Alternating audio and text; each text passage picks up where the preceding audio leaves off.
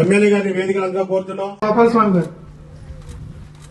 ఉచితంగా కూడా రైతులందరికీ కూడా అందజేయాల్సిన ఉద్దేశంతో ఈ కార్యక్రమాన్ని ఏర్పాటు చేశారు. అట్లాగే ఈ రోజు నుంచి ఈ నెల 9వ తారీఖు వరకు కూడా ప్రతి గ్రామంలో ఎవరైతే రైతులు ఉన్నారో వారు కానీ వారి కుటుంబ సభ్యులు కానీ వారు బయోమెట్రిక్ తీసుకుని వారందరికీ కూడా ఈ పుస్తకాలన్నీ కూడా ఉచితంగా పంపిణీ చేయడం జరుగుతుంది.